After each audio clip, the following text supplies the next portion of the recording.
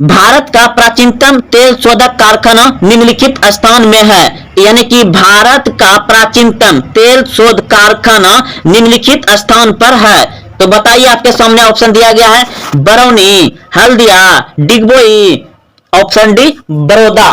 तो इस प्रश्न का उत्तर हो जाएगा ऑप्शन सी, बिल्कुल सही है, डिगबोई। भारत का प्राचीनतम तेल शोधक कारखाना डिगबोई है।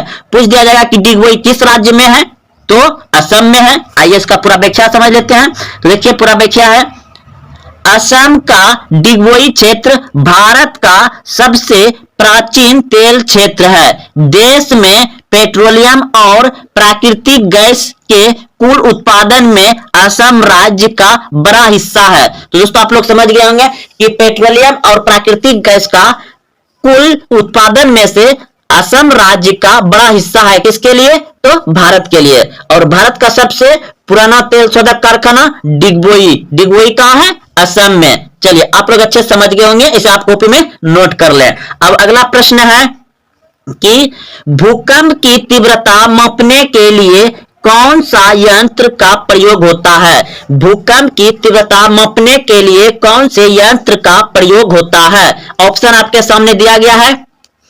तो इस प्रश्न का उत्तर हो जाएगा ऑप्शन नंबर डी, बिल्कुल सही है, सिस्मोग्राफ। अब आइए इसका अच्छे से समझते हैं।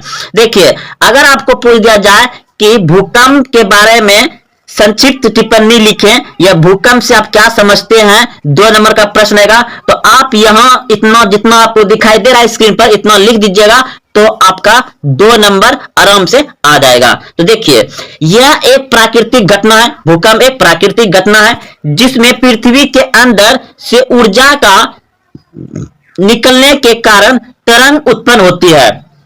जिसमें पृथ्वी के अंदर से ऊर्जा निकलने के कारण तरंग उत्पन्न होती है, जो सभी दिशाओं में फैलकर पृथ्वी को कंपित करती है। कंपित मतलब कांपने लगता है। ठंडी में कांपता है व्यक्ति, उसे कांपने थरथराने लगता है, कंपन होने लगता है, थरथराने लगता है, कंपित करती है।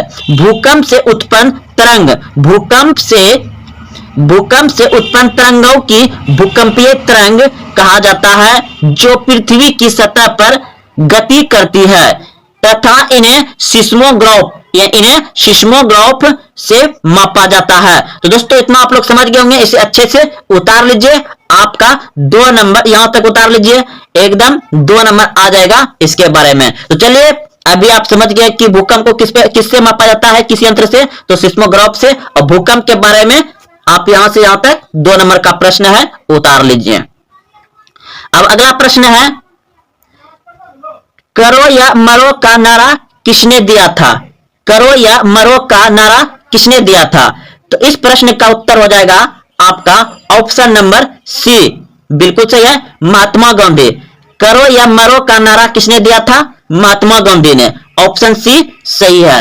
अगला देखिए, अब इसका पूरा व्याख्या देखिए दोस्तों, इंपॉर्टेंट लाए हैं जो कि आपको बिहार बोर्ड में नारा पूछा जाता है। तो इधर नारा है और इधर महापुरुष है। बिहार बोर्ड में ही नहीं दोस्तों, और सभी प्रतियोगिता परीक्षाओं में किसी भी एग्जाम में बैठेंगे ना, तो ये सही प्रश्न पूछा ही जाता है। इसलिए जो भी पढ़िए बढ़िया से पढ़िए और याद रखिए। जब तो अब समझेंगे कि करो या मरो का नारा तो आप सभी जान रहे हैं कि महात्मा गांधी ने दिया था। कहां दिया था, यह दिया था मुंबई में 8 अगस्त 1942 को, भारत छोड़ो आंदोलन में। भारत छोड़ो आंदोलन में महात्मा गांधी ने करो या मरो का नारा दिया था। अब देखिए, जय जवान जय किसान का नारा किसने दिया था, लाल बहादुर शास्त्री ने।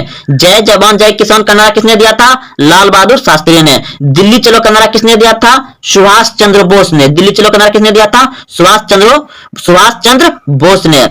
और इनकलाब जिंदाबाद का नारा किसने दिया था, इनकलाब जिंदाबाद का नारा दिया था भगत सिंह ने।